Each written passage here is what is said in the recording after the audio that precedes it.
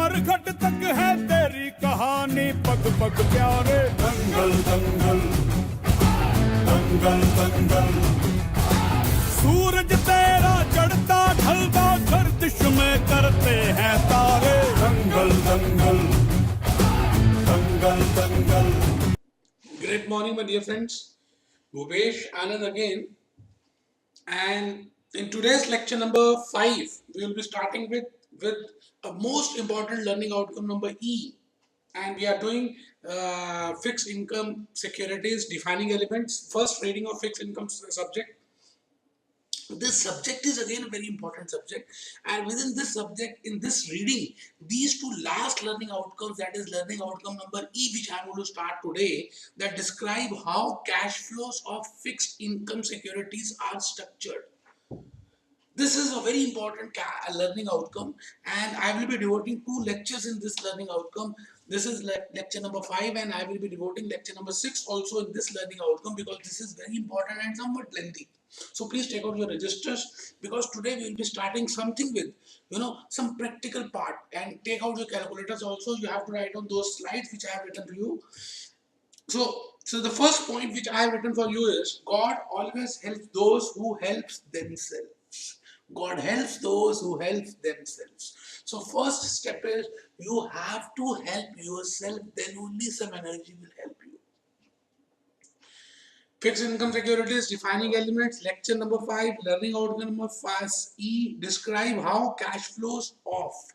When I say cash flow, it means when a borrower has borrowed a fund from a bondholder, from the lender, from the investor, now this borrower has to repay that, that this borrower has to repay to the bondholder, to the investor. So how these cash flows, the cash flow means which this borrower has to repay as coupon payments or as principal payments. Now this borrower has to repay as principal payments as well as coupon payments. Now how he is paying that, and how the structure of a bond, how cash flows are structured or planned on the basis of structure of a bond. So today we'll be starting with, because we can have different types of structures of bond.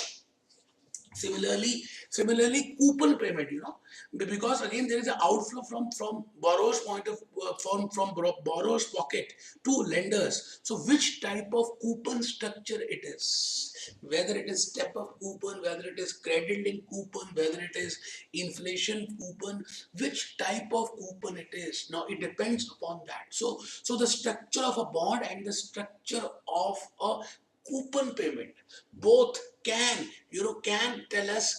help us in structuring the cash flows. And above that, we will be discussing with sinking fund provisions, that whether this company, whether the borrower is also maintaining sinking fund.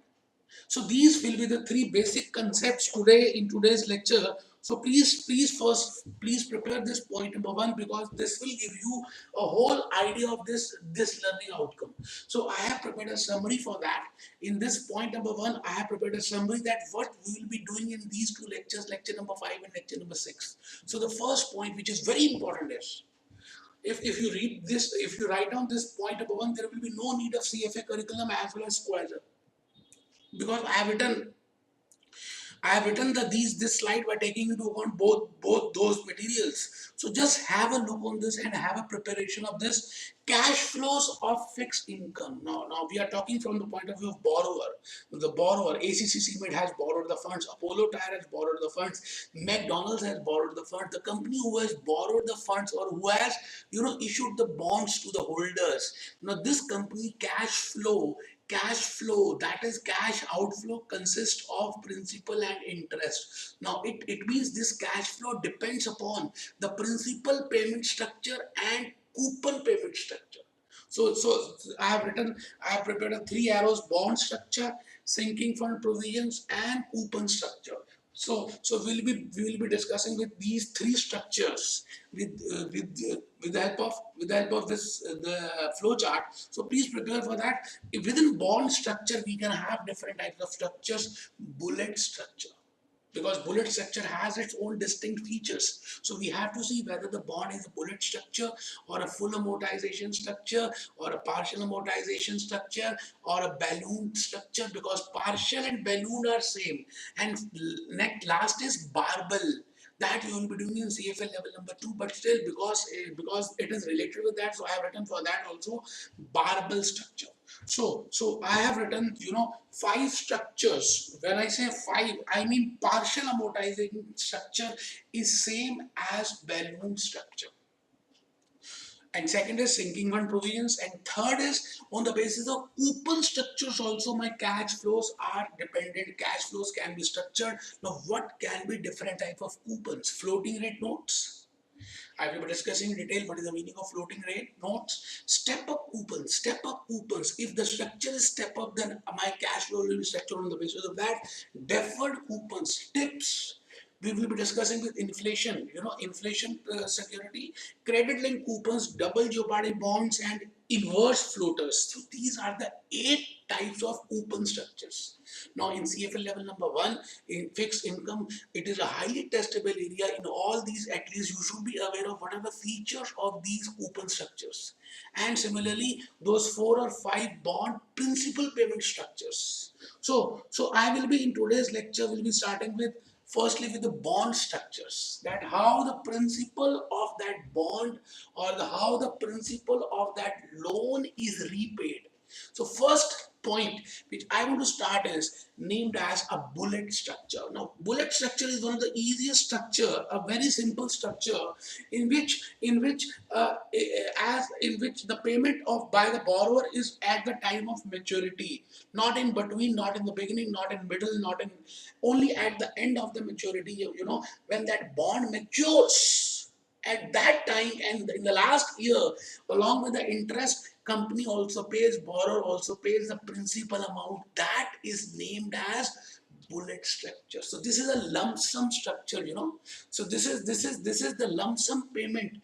This is the lump sum payment by the bond holder, by the borrower to the bond holder. So firstly, write down, my dear friends, please sit straight. Second point, A point, bullet structure. A bond with bullet structure pays.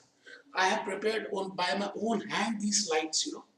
I could have given you the PPTs presentations, but it will not serve your purpose. Once you write down, the whole idea will be in your mind. So please write on A point. A bond with bullet structure pays coupon or interest periodically as per the due dates, as per the coupon payments, and repays. The important word is repays entire amount. The important word is repays entire principal value at maturity. It means we are not paying in between, we are not paying in the beginning, we are paying it at the time of maturity. So to explain that, I have taken an example. Suppose there is a bond with a par value of $1,000 and a coupon rate of 10%, and the life is 5 years. So I have provided a timeline for you. This company will be paying $100, $100, $100, $100, $100 as coupon payment for 5 years. But in the end of the 5th year, this company will be paying the full amount also. That $1,000 will be paid at lump sum at the end of 5th year. So if I see from the lender's point of view, it is a highly risky venture, because in 5 years the credit rating of that company might also decline, and it will be sometimes very difficult for the borrower to pay the whole amount at the end of 5th year. So from analyst point of view also, this is a very risky venture. You're getting my point. So those bonds with bullet structure, there is a cash outflow of principal as a lump sum on the maturity, and from lender's point of view and from analyst point of view, it is somewhat involves more risk. More risk is there. So just write on B point. I prepared the bullet structure like this also. In case of bullet structure, B point, there is a high cash flow in the last year. From lender's perspective, the bullet structure bond is considered as more risky. Now, why more risky? Now, I have written the example of MTech Auto. This company has issued FCCBs, foreign currency convertible bonds. Now, these foreign currency convertible bonds have two options. Either they can be converted into equity, or they can be directly repaid also. It depends upon the bond holder. Now, supposedly there was a rumor that this company could not able to pay, could not able to pay the amount as a lump sum.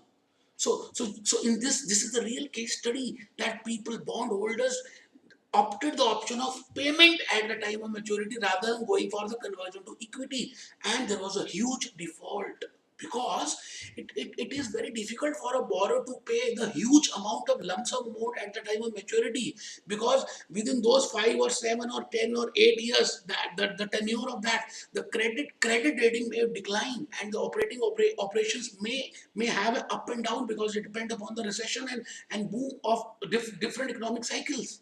So it is a risky venture. What I want to say is, in case of bullet structure, it is a risky venture. I am coming to next type of structure named as amortizing structure. Amortizing structure means we are amortizing, we are paying principal at every payment. It means on every payment by the borrower to the lender, some amount of principal is paid along with interest. So amortizing can be divided into two parts: full amortizing and partial amortizing. So please write on A point. Amortizing means where principal amount goes on reducing. We are paying principal as well as interest both. So I will be telling you how we can calculate that installment. It is similar to housing loans. For example, you have taken a housing loan and you have to repay that. So in that case, equal monthly installment will be calculated, and that equal monthly installment composite of two parts. One is the principal amount, and second is the interest amount. So that we'll be discussing. Please write on B point. A bond with an amortizing structure repays part of its principal at each of the principal date. Now this amortizing can be of two types: full amortizing and partial amortizing. When I say full amortizing, it means the full amount of loan will be amortized equally. So a full amortizing bond structure makes equal payment throughout bond life, and partial means we are paying some part in equal and some part at the end of fifth year, at the end of maturity. Please prepare this flow chart. A full amortizing bond structure makes equal payments throughout the bond's life, and a partial amortizing structure has a balloon payment. I will be telling you what is the meaning of a balloon. Now, because when I say, when there is a mixture of full amortizing as well as bullet structure, when I mix these two, it will be named as partial, and the name and the synonym of partial is also named as balloon type structure. So I have taken an example to explain full as well as partial. I have assumed that let there be a bond of $500 million, and let the interest rate coupon it be 10%, and let the maturity be 5 years. In case of full amortizing, I will be repaying this $500 million principal along with interest, along with coupon, in equal annual installments or equal installments. Now, for that, I have to firstly calculate how much is the equal amount which a borrower has to pay. So please take out your calculators, because when I say calculator, I can calculate PMT payment, that how much is the equal payment. So I will be using TVM rule. So with these figures, 500, so second clear TVM, second clear TVM. 500 is the present value, 10 is the IY, 5 as the N, compute PMT, and that is coming to be 131.89. 131.89. I have written the steps also. Please see. I have calculated for you 131.89. Please take out your calculators. In full amortizing structure, we repay the whole amount of principal in different installments. So please prepare this timeline. Equal installments can be calculated with the help of following steps. Second clear TVM 500 PV, 10 as IY, 5 as N, and then compute per payment, that is 131.89. Now this 131.89 is composite of two parts. One is the principal and second is the interest. So I have prepared a timeline for you: 131.89, 131.89, 131.89. Now it is similar to the amount which we pay generally in case of housing loan. Now in case, it means in case of full amortizing, we pay the whole amount equally throughout the life of that bond. But if it is a case of partial amortizing, now in partial amortizing we have to see that how much amount we are paying in between and how much amount is to be paid at the maturity as a bullet. So supposingly $350 million or 350 million, as the case may be, we are paying equally, and $150 we will be paying at the end of fifth year. So how to calculate this? Now again, for $350 million, we have to calculate the equal installments. And when I say equal installments, again, second clear TVM, 350 is present value, 5 as N, 10 as IY, compute PMT. So I have done the same steps for you. So please write down and please take out your calculator, because it will be more beneficial if you just press the buttons and calculate that how much is the installment amount. It means 92.32 this company will be paying in 5 years. Now this 92.32 is composite of two parts: principal as well as principal of 350, that is again divided, principal as well as interest, and in the last year they will be also paying that $150, the balance amount of principal. So we will be calculating the future value of that. I have calculated the future value of that how much will be the future value of $150, which is to be paid by the borrower to the lender at the end or at the time of maturity. So just see, at the time of maturity, future value of $150 will be paid. So again, I will be using the steps as per the help of calculator. Second clear TVM 150 PV 10 IY 5 as N, and I will be computing future value, that is coming to be 241.57. It means in case of partial amortizing structure, I have used the concept of bullet as well as full amortizing. So it is also named as balloon structure. Balloon structure. So I have written that in star form. Please write down the stars. Partial amortizing is a mixture of bullet plus full amortizing. Bullet plus full amortizing. Now we are in the last structure of bond, that is again in CFA level number 2, but still because we are discussing, so I will be telling you barbell structure. So I have discussed bullet structure. It means I am doing that how my cash flows will be structured, how the cash flows of a borrower will be structured. Now that cash flows depends upon two: the principal, how you are paying principal, and how you are paying coupon, because these are the two outflows. And how we are paying principal, it depends upon the bond structure, and how we are paying the coupon, it depends upon the coupon structure. So we are doing bond structure, we have discussed bullet structure, we have discussed full amortizing structure, we have discussed partial amortizing structure, and partial is also named as balloon structure. Now we are on barbell structure. When I say barbell, it means when there is a huge outflow in the middle. I repeat, when there is a huge outflow in the middle of the life of the bond, that type of structure is named as barbell structure.